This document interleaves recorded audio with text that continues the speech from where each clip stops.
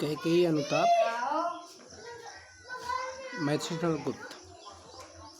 पिछले दिन आपने देखा था तन तड़प तड़प कर तप्त तात ने त्यागा, जिसमें आपने देखा था कि तात अनेकार्थी शब्द है जिसका अर्थ भाई, पिता, मित्र, ये सब के लिए तात शब्द आता है।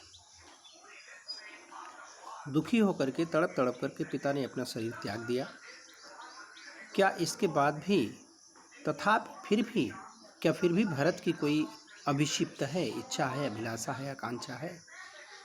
इतना देखा था आपने पिछले दिन। हाँ, इसी अयस के हेतु जनन था मेरा और निज जननी के ही हाथ हनन था मेरा। हाँ, संबोधन का निशान लगाए।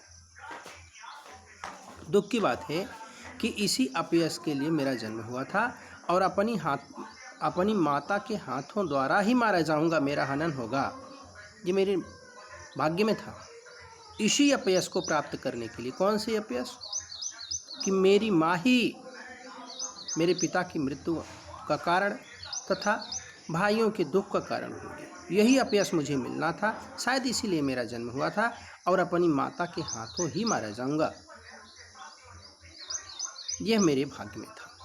अब कौन अभिषिप्त और आर्य, वह किसका? हे आर्य, अब कौन सी इच्छा और किसकी इच्छा, कौन सी आकांक्षा या अभिलाषा, किसकी अभिलाषा? संसार नष्ट है, भ्रष्ट हुआ घर जिसका। उस व्यक्ति के लिए सारा संसार नष्ट है, सारहीन है, जिसका परिवार बिखर जाता है, भ्रष्ट हो जाता है। आपने देखा था इससे पहले गद्य खंड में, जिसका पिता मद्रिप तथा माता स्वैरिणी होती है, उसको पालने में ही विष दे दिया जाता है। यानी पिता मद्यप हो, शराबी हो और माता स्वच्छ विचारों वाली, उत्तम विचारों वाली न हो, तो वो बच्चा पालने में ही विष पा जाता है। आचरण का उसे, बुरे आचरण का उसे शिक्षा जो है बचपन में ही, पालने में ही मिल जाती है। यानी अगर पारिवारिक परिस्थितियाँ ठीक नहीं हैं तो निश्चित रूप से उस व्यक्ति के लिए संसार सारहीन हो जाता है। थोड़ा सा आप ध्यान दें, जिस परिवार में आए दिन कलह, झगड़ा, छोटी छोटी बातों को लेकर के विवाद होते रहते हैं, वो बच्चे जो होते हैं अच्छी तरह से विकसित नहीं हो पाते। धीरे धीरे उन्हीं मानसिकताओं और संकीर्णताओं के वो भी शिकार हो जाते हैं। यानी जिसका परिवार जो है बिखरा हुआ होता है, सही दिशा में नहीं चलता, उत्तम विचारों वाला नहीं होता, वह बच्चा भी संसार में सही ढंग से आगे नहीं बढ़ पाता, अपना विकास नहीं कर पाता। तो संसार नष्ट है, भ्रष्ट हुआ घर जिसका। पहले जब पैटर्न बदला हुआ था तो ये लाइनें सूक्ति वाक्य के रूप में पूछी जाती हैं, वो जाती थी।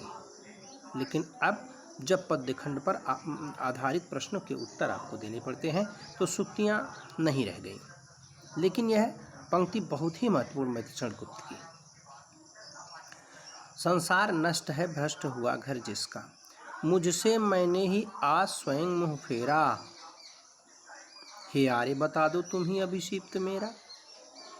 मैंने स्वयं से आज मुँह फेर लिया है, अपने कर्तव्यों, अपने माता के कुकृत्यों से मैंने अपना मुँह स्वयं फेर लिया है। तो हे आर्य, मेरी क्या अभिलाषा हो सकती, इस बात को आप ही बता दो। ऐसा किसने कहा? भरत जी ने कहा। इसके बाद क्या हुआ भाई? प्रभु ने भाई को पकड़ हृदय पर खींचा।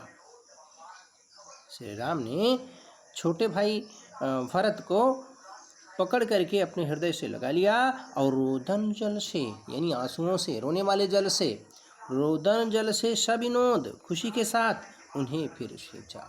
खुशी के आंसुओं के साथ वे भरत को क्या किए? गले लगा लिए। अब उसके आशय की थाह मिलेगी किसको? राम ने कहा किसके प्रति? भरत के प्रति, कि आखिर वह किस प्रकार की आकांक्षाओं वाला है, विचारों वाला है, किस प्रकार के भाव हैं उसके, इसकी थाह किसको मिल पाएगी? आखिर जब जन्म दे करके माता ही उसके विचारों को नहीं समझ पाई। यानी कैकेयी को अगर यह भान होता, ये ज्ञान होता कि मैं जिसके लिए ये काम कर रही हूँ या जिस भरत के लिए मैं ये राज्य मांग रही हूँ, वह भरत तिनके के समान इसे उड़ा देगा और अपने भाई राम के पास चला जाएगा, तो शायद हरगिज वह ये काम नहीं करती।